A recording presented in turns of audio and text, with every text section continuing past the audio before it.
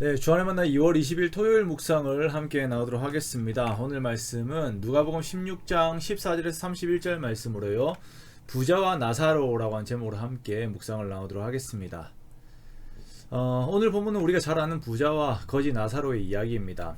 어릴 때부터 보았던 이 본문은 이상하게 흥부와 놀부 이야기를 연상하게 하면서 왠지 모르는 반전의 묘미를 주는 그런 내용이었습니다. 그래서 한편으로는 부자라는 것이 나쁜 것이다 라고 하는 생각을 가지기도 하는 그런 본문이었습니다. 우리는 오늘 본문을 통해서 예수님께서 우리들에게 주시고자 하는 교훈을 얻고 그 말씀을 따르는 삶을 함께 살아내기 원합니다. 한 부자가 있었습니다. 이 사람은 돈이 많은 사람이었습니다.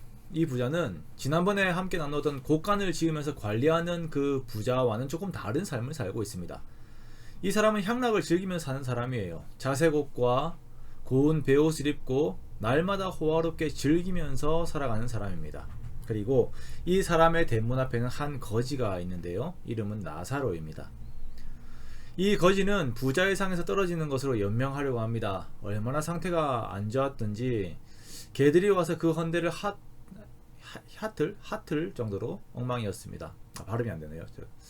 그런데 이 두 계층의 다른 사람이 거의 동시에 하나님의 부르심을 받습니다. 나사로는 죽어서 천사들에게 받들려서 아브라함의 품에 안기게 됩니다. 그리고 부자는 지옥에 가게 되어요. 거기에서 고통 가운데 있으면서 아브라함과 그의 품에 안겨있는 나사로를 보게 됩니다. 이 부자의 상황이 얼마나 낙심적인 상황인지 아브라함에게 이렇게 말합니다. 아버지 아브라함이여, 나를 좀 긍휼히 여기셔서 나사로를 보내어 그 손가락 끝에 물을 찍어 내 혀를 서늘하게 하소서. 내가 이 불꽃 가운데에서 너무나도 괴롭습니다. 그쪽으로 보내달라고, 천국으로 보내달라고 하는 말을 못해요. 그런 상황이 아니라는 걸 확실히 아는 거죠. 어떻게 소망할 수 있는 한 가지가 뭐냐면 그냥 그 손가락 끝에 물을 찍어서 내 혀를 서늘하게 하는 정도만 돼도 좋겠다라고 할 정도로 괴로움이 심한 것입니다.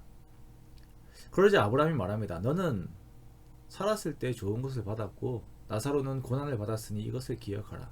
이제 그는 여기서 위로를 받고 너는 괴로움을 받느니라. 너희와 우리 사이에는 큰 구렁텅이가 있어서 더 이상 교류를 할 수가 없다. 자, 그러자 이 말을 들은 부자는 다시 한번 요청합니다. 그렇다면 나사로가 나에게 올 수 없다면 나사로를 자기 살아있는 5 형제들에게 보내어 주세요. 그들에게 증언하여서 지옥이 있으니까 이 고통받는 곳에 오지 않게 하소서라고 이렇게 부탁을 합니다. 그러나 이것도 역시 거절이 됩니다. 이미 살아있는 사람들의 삶에는 모세와 선지자들이 있고 그들에게 듣지 않는 자들은 죽은 자 가운데 살아나는 자가 있더라도 듣지 않을 것이다 라고 하는 아주 의미심장한 말씀을 주님께서 하시죠.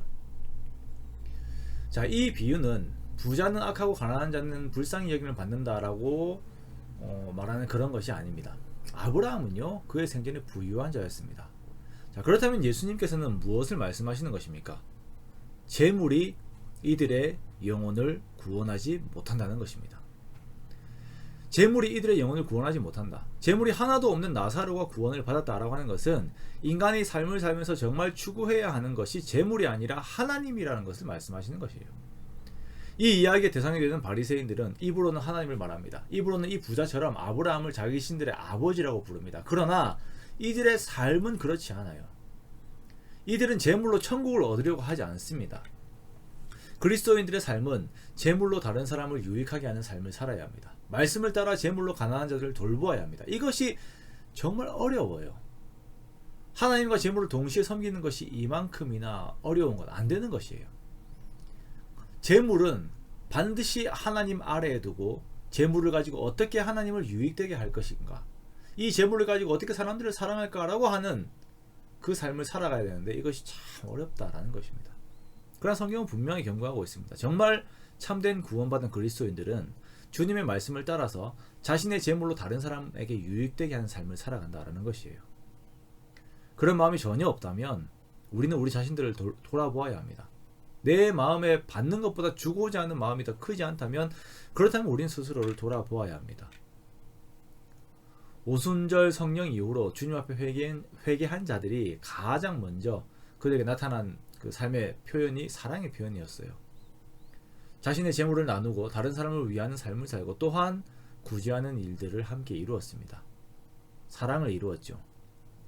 이러한 모습들이 자신이 성령받은 사람이라고 하는 그리스도인이라고 하는 증거였습니다. 우리는 이 부자의 결과를 교훈 삼으면서 우리의 삶을 돌아보기 원합니다. 내 욕심으로만, 내 이익에만 모든 마음이 가 있지 않은지, 그것을 위해서 재물에 내 모든 마음이 가 있지 않은지 돌아보기 원합니다. 그러면서 또한 내가 지금 다른 사람을 도울 수 있는 작은 것이 무엇인지 찾아보고 나에게 있는 것으로 다른 사람에게 유익을 주는 그런 삶을 살아내기 원합니다. 그래야 해서 재물의 종으로 사는 것이 아닌 하나님의 종으로서 재물을 다스리는 그런 삶을 살아가는 저와 여러분의 삶이 되시기를 주님의 이름으로 축원합니다.